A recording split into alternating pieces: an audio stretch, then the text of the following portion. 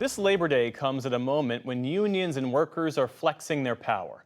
The writers' strike is entering its fourth month, while actors are striking too. In just 2 weeks, auto workers may very well take to the picket line.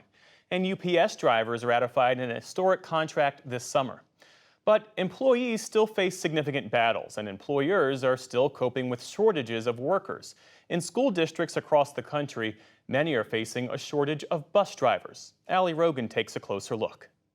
Alana Smith and her husband were gearing up for the school year in Charlottesville, Virginia, when they learned their middle son's bus route was canceled. We were aware that they'd been struggling, and we had received notice that students were not guaranteed to have a bus that would take them to their schools. But we didn't actually know for sure that there was a problem until we received an email about 2 weeks before school started saying that one of my children would not be bused to his school. So you're like doing the mental calculations and the gymnastics, being like, okay, how can I make this work with our family now? A recent USA Today analysis found at least one instance of a major school bus driver shortage in every state in the U.S. Joanna McFarland is the CEO of Hop Skip Drive, an organization that helps districts access supplemental transportation for students. We have had a school bus driver shortage for over a decade. That shortage was really exacerbated by COVID with a large number of drivers retiring early. And we're just not finding enough people in the pool that want to be school bus drivers for districts to hire the number of drivers that they need. She says more is at stake for students than many realize. Access to transportation is really access to education.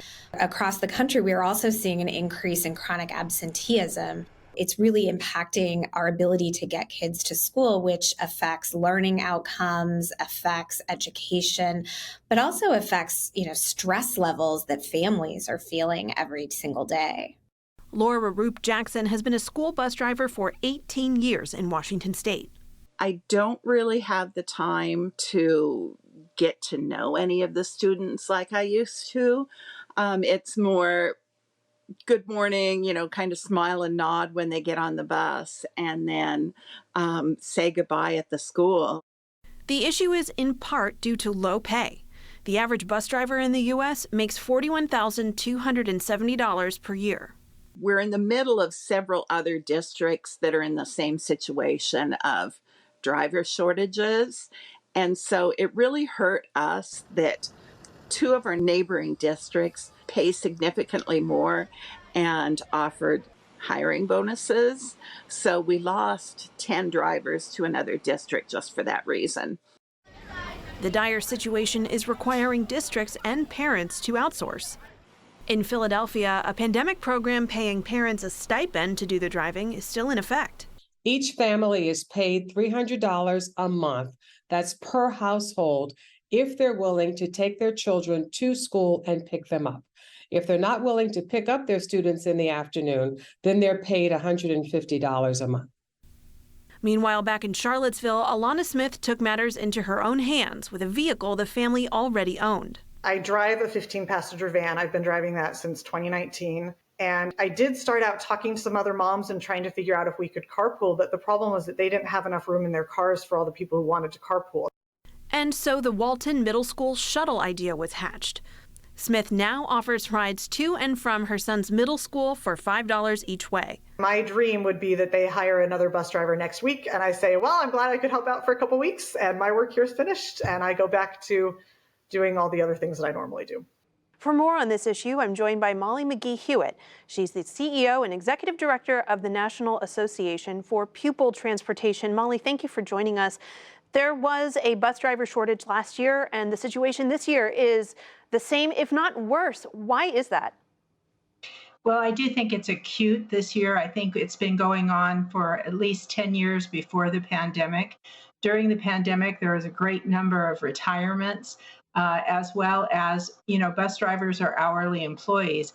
And while during the pandemic, many school districts used their transportation people to deliver free and reduced lunch, curriculum, even mobile hotspots, but an awful lot of drivers did not get hours during the pandemic. And so they would be looking at other areas. And also the pay for drivers. In many instances, it is not, does not support a lifestyle that they might need, and it's not necessarily competitive today. You've previously noted also that some drivers got jobs with major producers like Amazon. Has that led to part of what we're seeing today?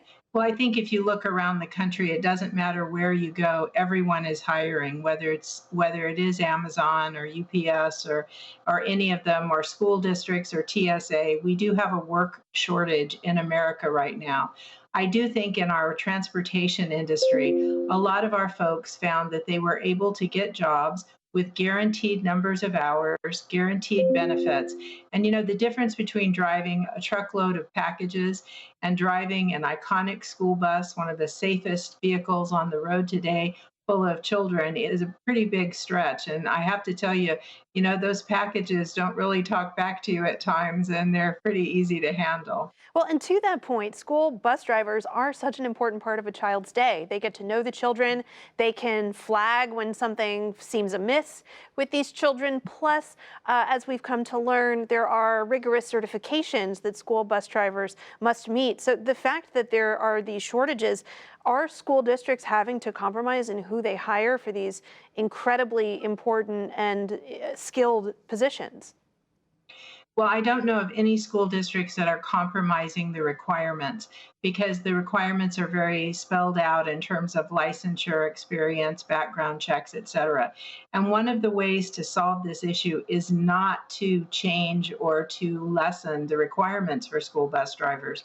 The way that we need to address this issue is we need to look at all the elements of it, make sure that drivers are getting guaranteed numbers of hours, make sure that they have a fringe benefit package that's competitive, make sure that they have training in areas. For example, today at a bus stop, you don't know who's going to be there other than the children you're picking up. So they need extra assistance in de-escalation and professional development. You've been monitoring this issue closely. What are some of the solutions that you see individual school districts implementing that have really worked? Well, you know, this is a year-round issue, and right now, because of issues that have popped up in the news, we're all focused on it. But this is it is a year-round issue. So the most successful districts do recruit, train, and retain all year long, looking at ways to make sure they're successful. They have done work to make sure that they are competitive in their salary and fringe benefit. I know in Virginia, one school district went and got extra funding to make sure that they could offer their drivers a better pay. In terms of the training in that, I see them, there's a school district in Texas, you know, we talk about exit interviews. Well, they do what's called stay interviews, where they interview their drivers and find out what makes you want to be a bus driver, and they're able to be there. The best people to recruit bus drivers are our directors of transportation, our trainers, routers, mechanics, and our bus drivers. And so I see the most successful districts using a variety of tools in using those folks to do it. And by the way, even though this is a national issue, there really isn't a national answer to this issue. It has to be done district by district and state by state. And so that means that school boards and superintendents need to make school transportation a priority. And I know they have so many competing priorities, but getting kids to school safely and efficiently has to be at the top of our list. Molly McGee Hewitt with the National Association for Pupil Transportation, thank you so much for being here. And thank you for inviting me to be a part of it.